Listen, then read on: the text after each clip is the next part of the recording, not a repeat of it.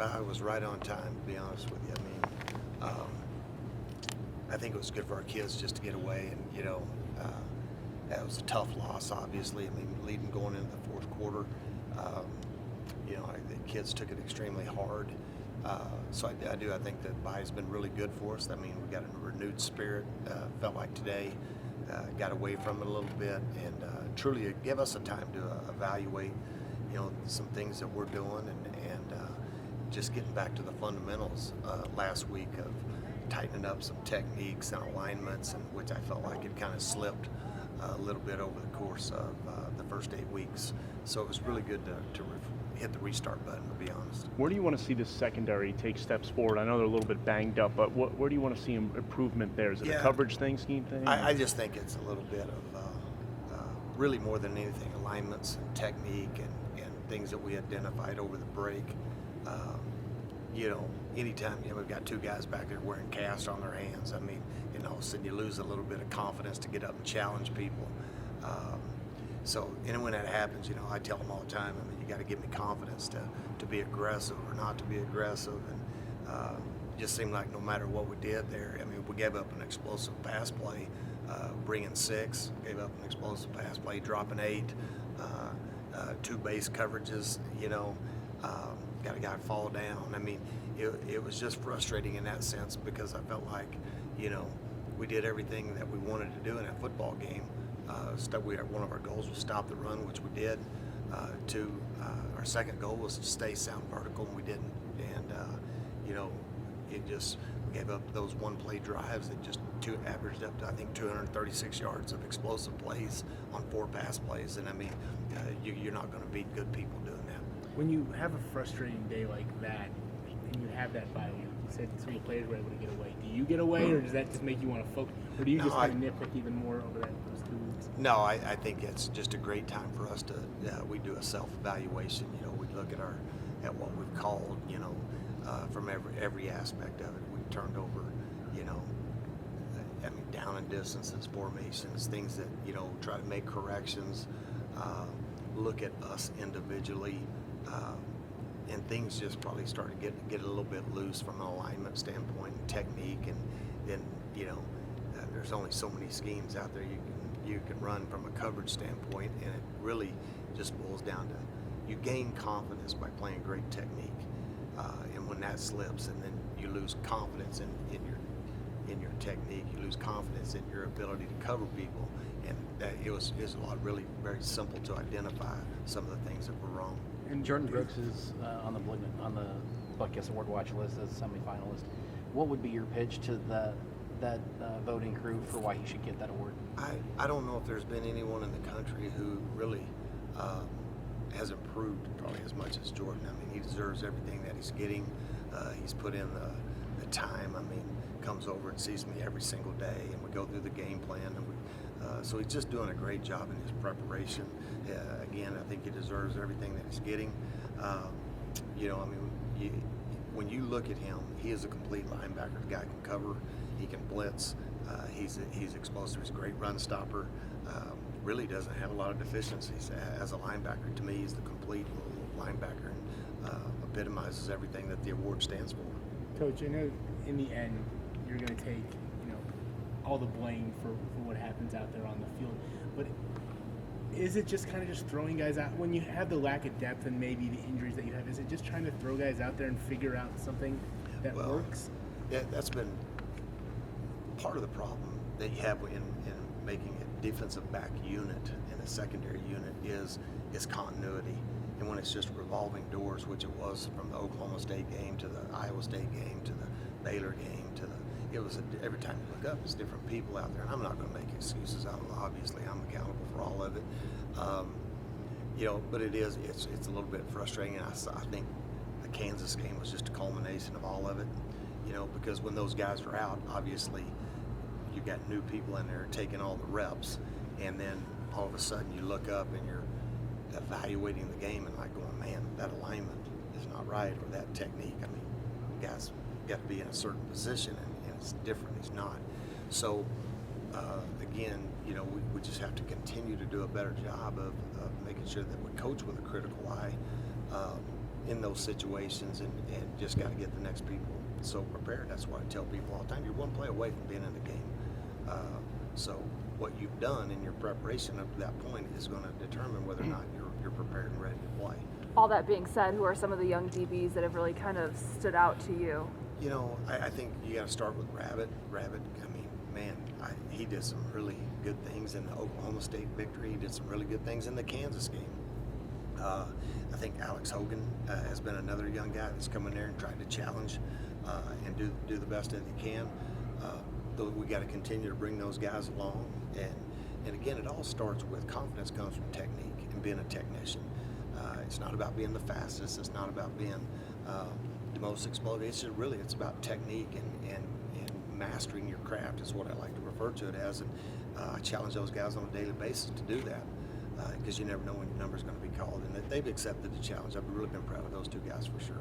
Penalties have been down this year across the board, but it seems like they're coming up at the worst possible times. It'll be a 3rd and long, and you give up a defensive holding, so they're getting half that yardage back and another shot. Yeah. How do you combat that as a coach? Well, I think it's coaching. I really do. I think it's technique driven. Sometimes kids panic because they've gotten out of position. So they're going to reach and grab you, which is what happened to Xavier on the route right up the middle. Just got over the top of him a little bit, and so he panics a little bit and just grabs the guy around his waist.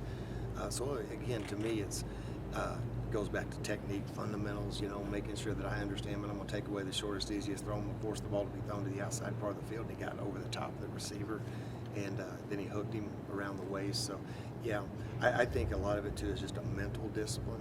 I mean, the frustrating thing has been is just how dominant we've been throughout the first quarter and a half of every game. I mean, we've given up 24 points in the first quarter this season.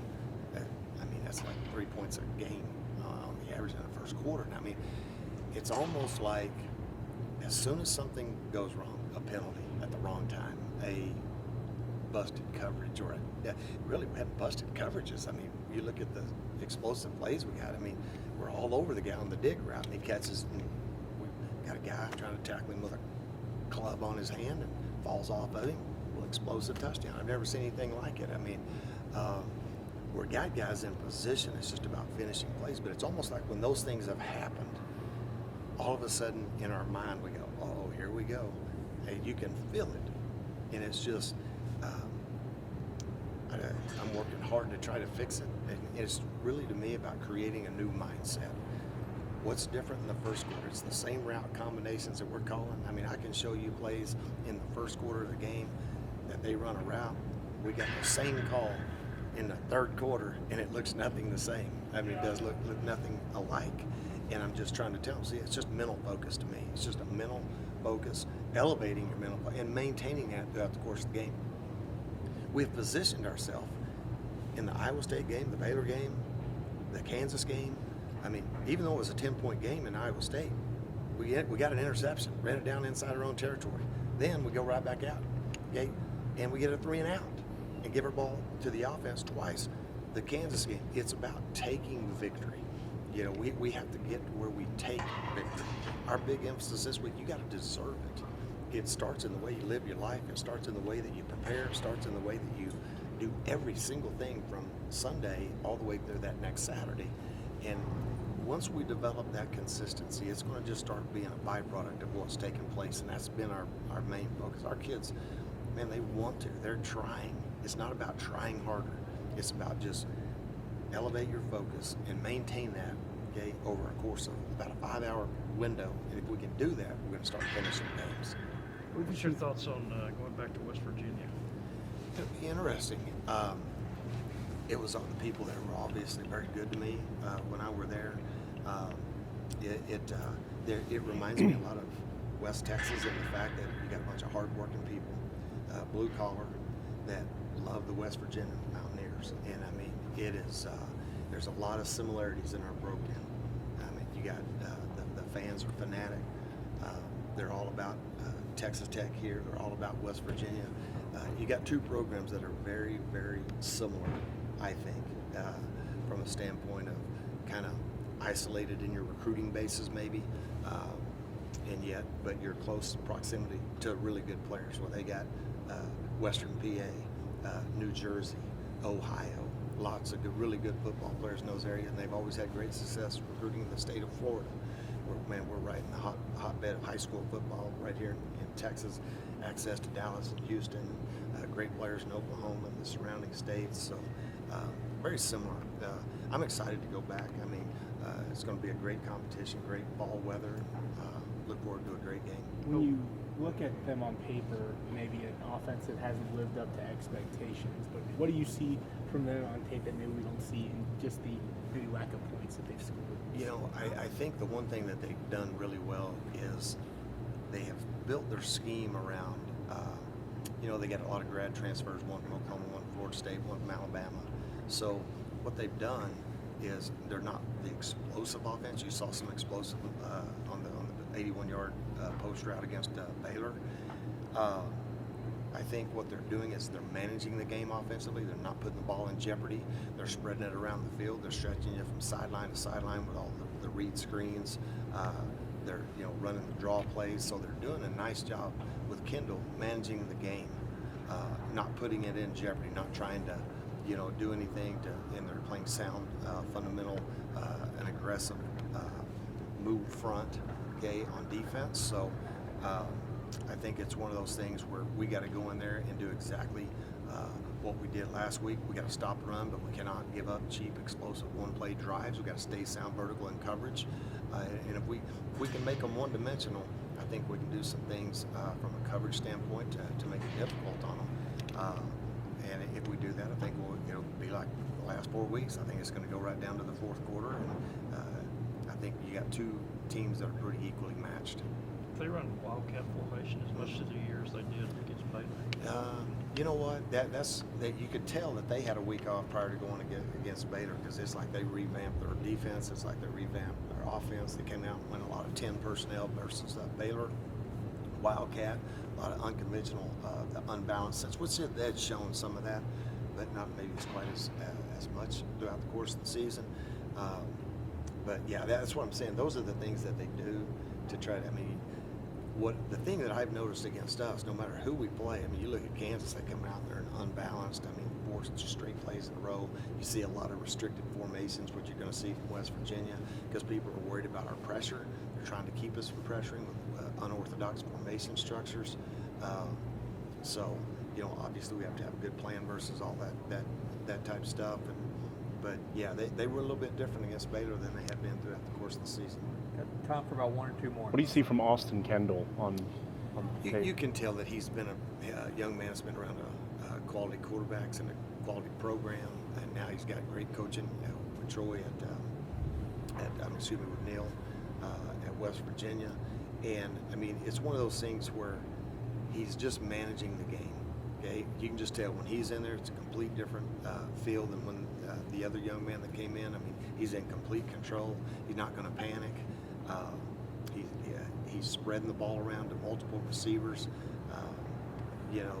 and he's had some balls dropped. So I think just a consistency and a steadiness that he brings, and he's doing a nice job of operating the offense. And we got to try to get to him and impact the quarterback and get him to play for us some.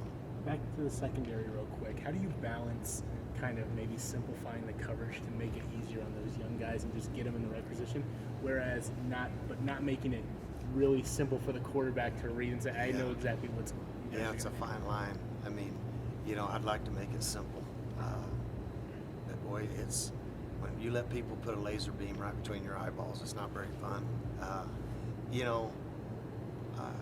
But it is. It's a. I don't know where that mark is, but I do know that it's somewhere, in the middle, and you just got to do a good job of trying to manage that. I try to think what we do is, we do run a lot of different coverages, and I've tried to look at that over the course of the break and go, okay, where is it? What can we execute?